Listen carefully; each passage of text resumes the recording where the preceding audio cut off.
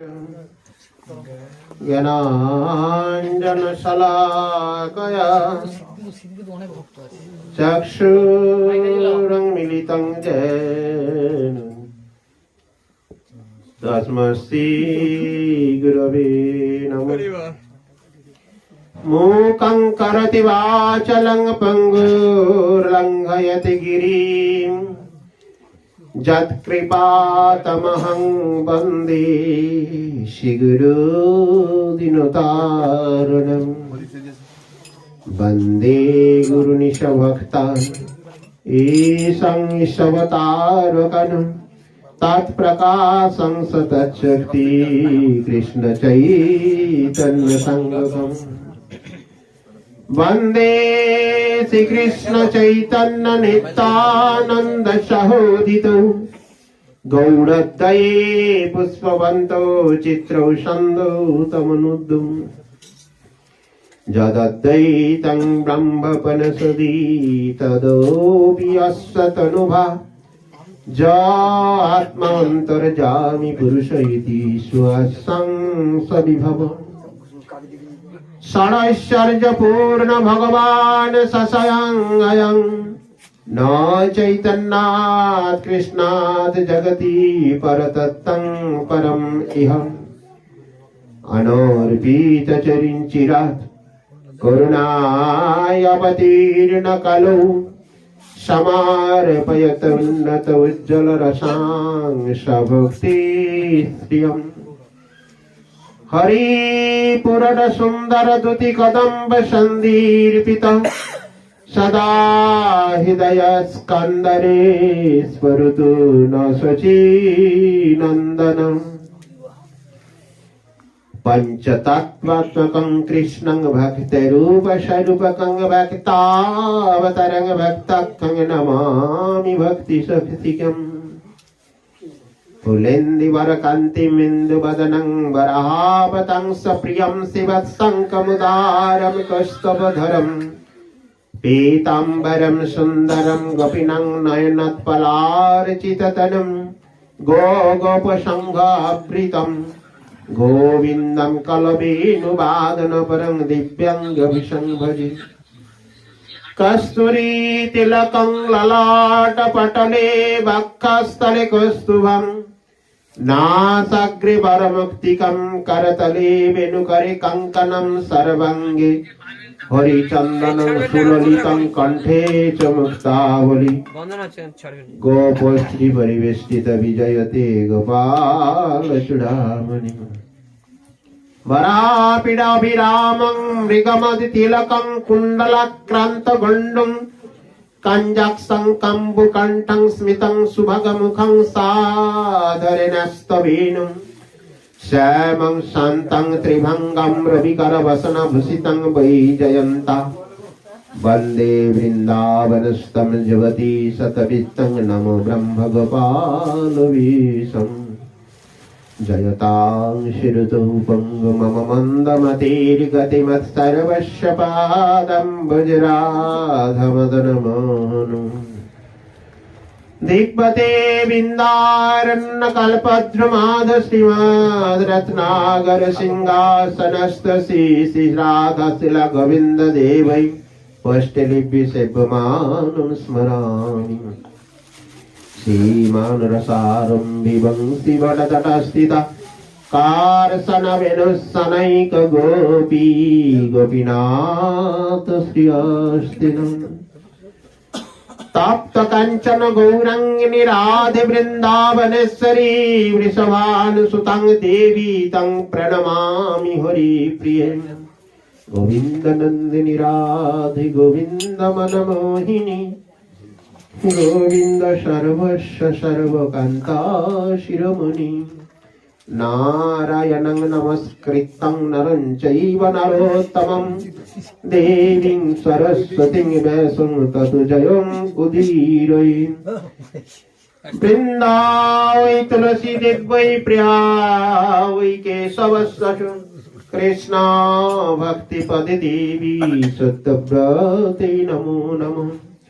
वाञ्छाकल्पतरुभ्यश्च कृपा सिन्धुभ्येव च पतितानां पावनेभ्यो वैष्णवेभ्यो नमो नमः।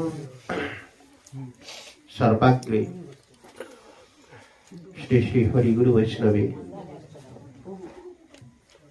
अहेतुकी कृपा भिक्षा करी अद्य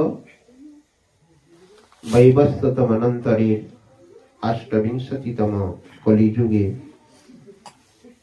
मालपाड़ ग्राम निवासी वृंदावन दास प्रभुर बासगृहे उपस्थित वैष्णवদের শ্রীচরণে दंडवत प्रणाम জানিয়ে उपस्थित अन्यान्य श्रद्धालु सज्जन वृंद के यथोचित सम्मान ज्ञापन पूर्वक এই ত্রয়োদশী তিথিতে ভক্ত ভগবানের अमृतमय লীলা কথা শ্রবণ করে आत्ममंगल বরণ করার চেষ্টা করছি। নিতাই গৌর প্রেমানন্দে। আমরা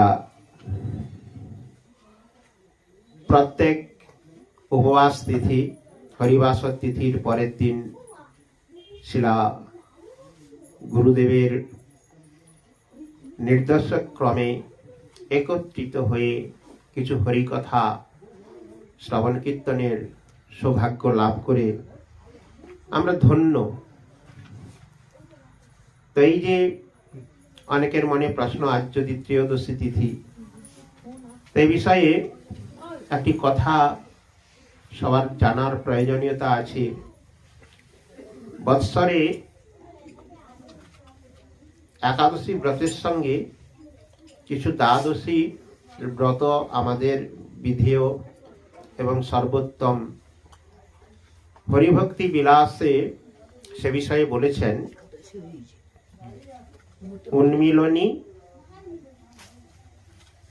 ব্যঞ্জুলি চ ত্রিস্পিসা পক্ষবর্ধিনী জয়া চ বিজয়া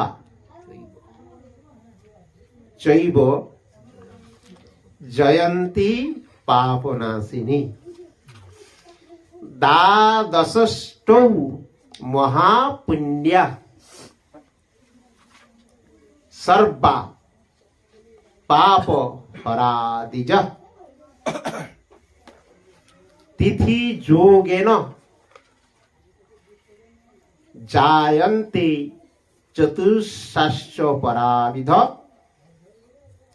नक्षत्र जोगाश्च बलात् पापं प्रशमयन्ति ता। এই কথার অর্থ হচ্ছেন, হরিভক্তি বিলাসে বলছেন 8টা দ্বাদশীর ব্রত হয়।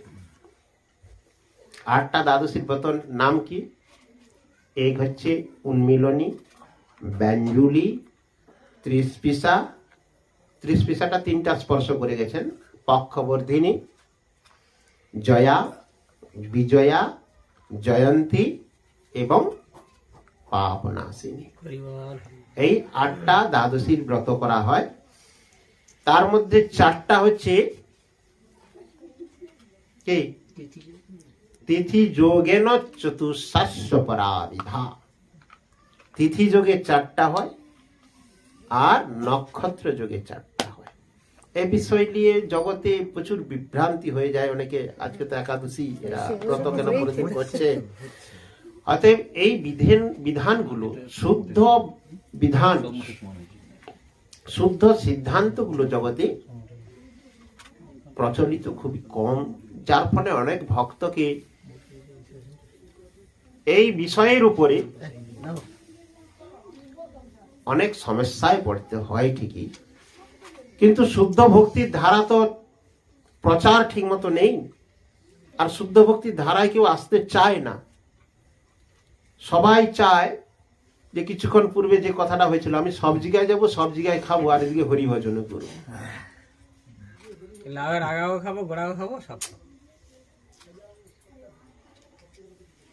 তাহলে আমি যদি সব দিকে যাব, সব ধর্মের কথা শুনবো, তাহলে শুদ্ধ ভক্তির ধারে কাছে আমি যেতে পারবো না, মহাপ্রভুর কৃপা লাভ করতে পারবো না।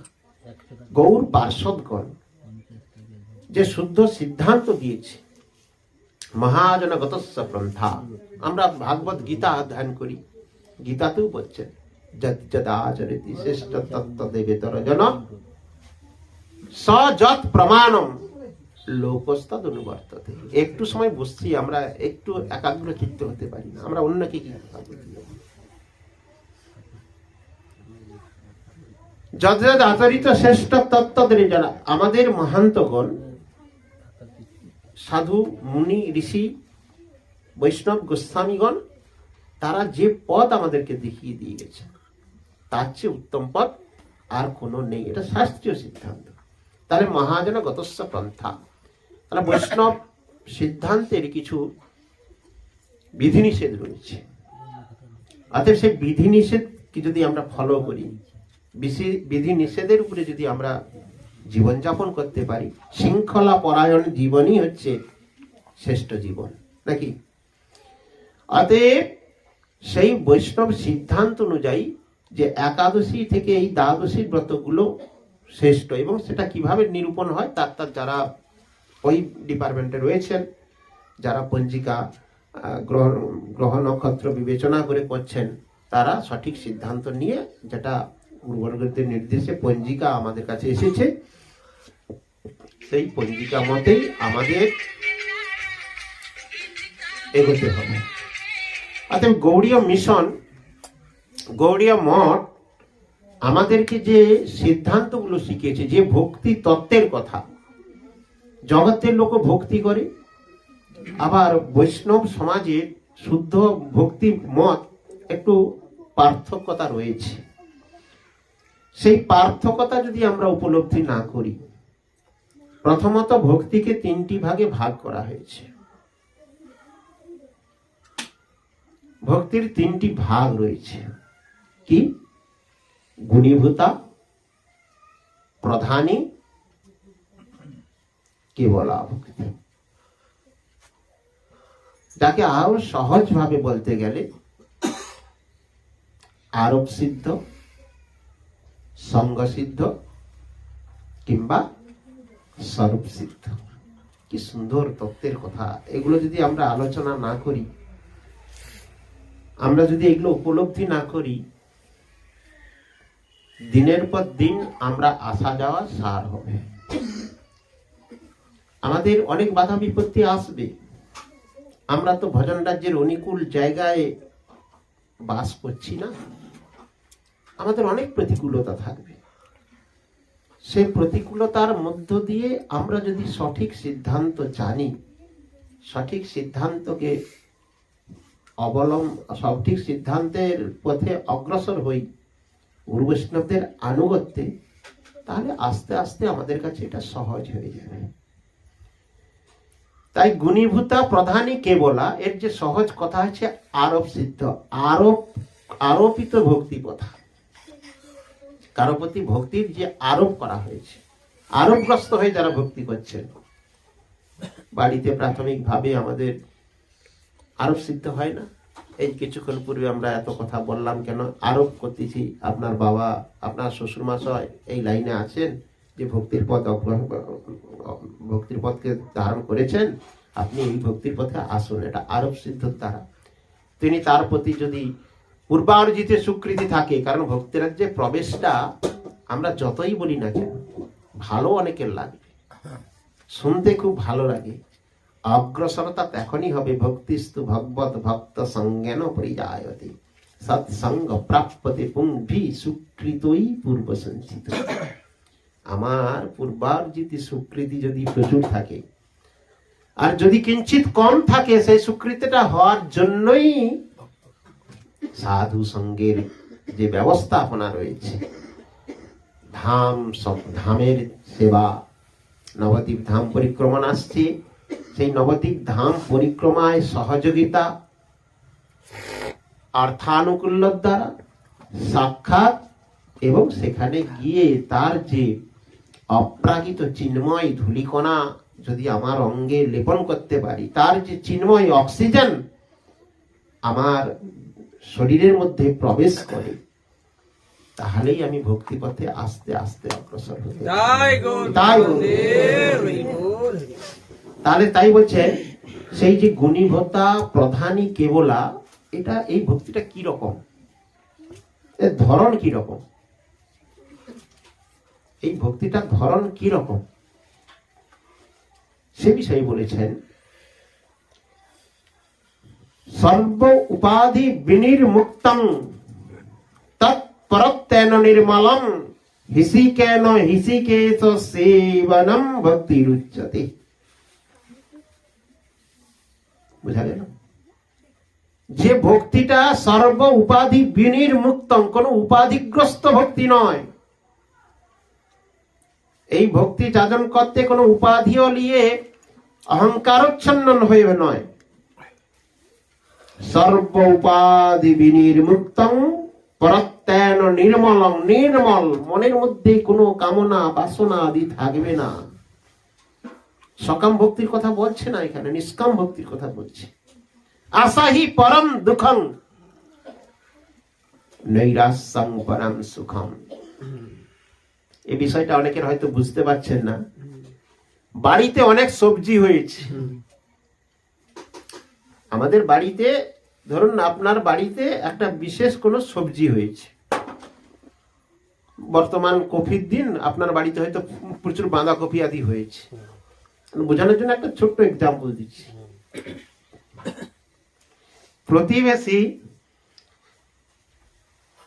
প্রতিবেশীর বাড়িতে বড় বড় বেশ ফুলকপি হয়েছে। তা দেখে আপনি মনে ভাবছেন, মনে মনে আশা করছেন যে আমার ঘরে বাঁধাকপি এত হয়েছে, কিছু ওর ঘরকে দিই, ওরা যদি কিছু দুটা ফুলকপি দেয়, তাহলে আশা করে আপনি বাঁধাকপিটা ওকে দান করলেন।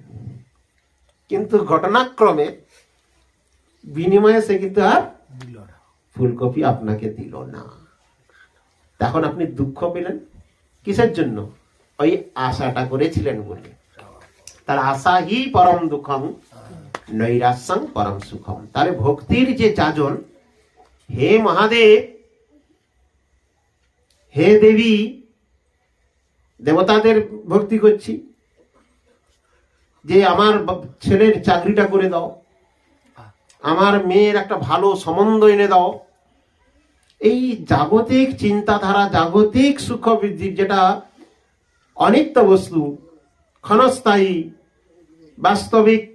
বাস্তবতার ক্ষণস্থায়ী জিনিস, তার প্রতি আসক্তবদ্ধ হয়ে সাময়িক সুখ আস্বাদনের জন্য দেব দেবী কিংবা ভগবানের কাছে যেটা চাই, যেটা মানসিক আদি করি, সেটাকে সকাম ভক্তি বলে। কিন্তু এইসব ভক্তি নয়। সর্ব উপাধি বিনির্মুক্তম তৎপরত্যারং নির্মলম, নির্মল ভক্তি। মনের মধ্যে কোনো আশা আকাঙ্ক্ষা থাকবে না। তারপরে কি বললেন? সর্ব উপাধি বিনির্মুক্তং তৎপরত্যান নির্মলম হিসিকেন হিসিকেশ সেবনং ভক্তিরুচ্যতে। উচ্চতম ভক্তিটা কি? হিসিকেন হিসিক। হিসিক মানে কি? হিসিকেশ বলা হয়তো ভগবানকে, তিনি সমস্ত ইন্দ্রিয় দ্বারা বশীভূত নয়, কিন্তু আমরা ইন্দ্রিয় বশীভূত। কিন্তু আমাদের সর্বেন্দ্রিয় দ্বারা ভগবানের সেবার নামই উত্তম ভক্তি, মানে উচ্চতর ভক্তি। তাই গৌর প্রেমানন্দে। তাই বলছেন, কি বলছেন এটা?